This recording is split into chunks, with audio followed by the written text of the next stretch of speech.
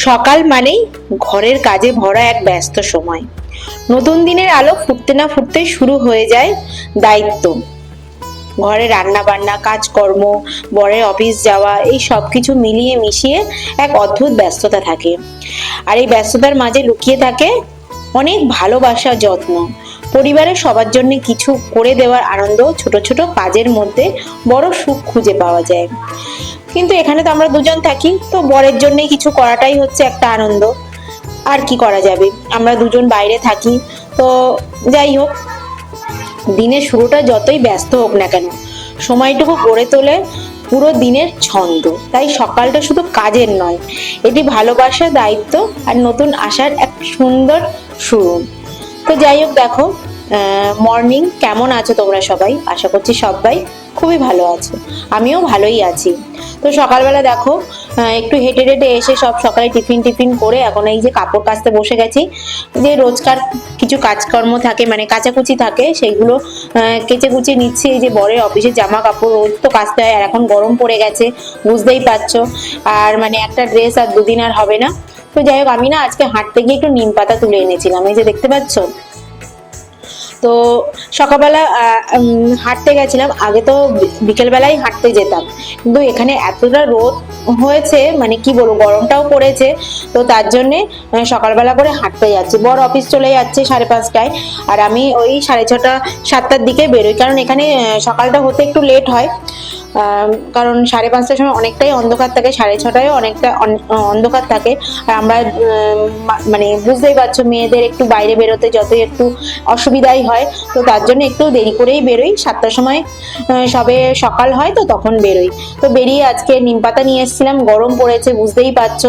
আর এই সময় নিম পাতা, কচি কচি নিম পাতা খেতে বেশ ভালোই লাগে, আমার ভালো লাগে। কার কি কেমন লাগে আমি জানি না।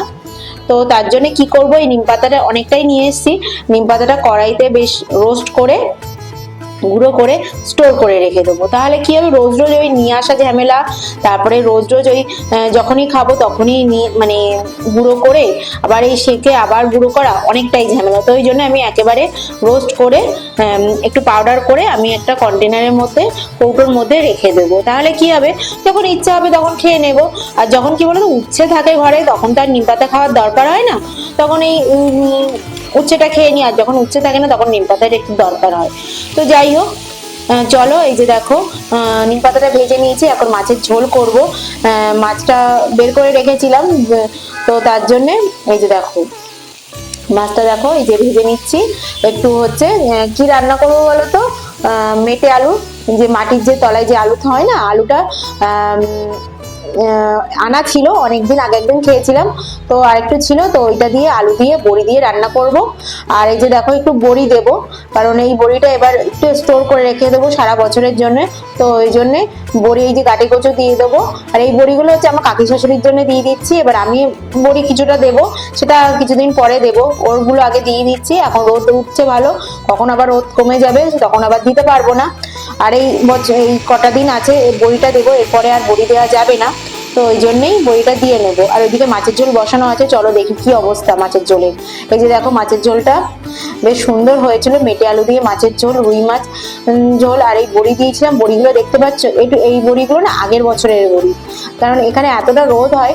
আগের বছরের বড়ি এখনো খারাপ হয়নি, আর মেটে আলুগুলো একদম সেদ্ধ হয়ে গেছে। আর এটা মেটে আলুটা এখনটা ঝোলটা দেখতে পাচ্ছ, এরপরে যখন ঠান্ডা হয়ে যাবে না, মানে একদম ঝোলটা টেনে নেবে। তো যাই হোক, মাছগুলো দিয়ে দিলাম, দিয়ে একটু মানে একটু ফুটিয়ে নেব, নিয়ে তারপরে রেখে দেবো। তো চলো, এই যে দেখো আমি বড়ি দিতে বসে গেছি। আর আমাদের ব্যালকনিতে না একটা সময় রোদ আসে, তো ওই জন্য সব কাজকর্ম করে রান্না বান্না করে তারপরে আমি বড়ি দিই।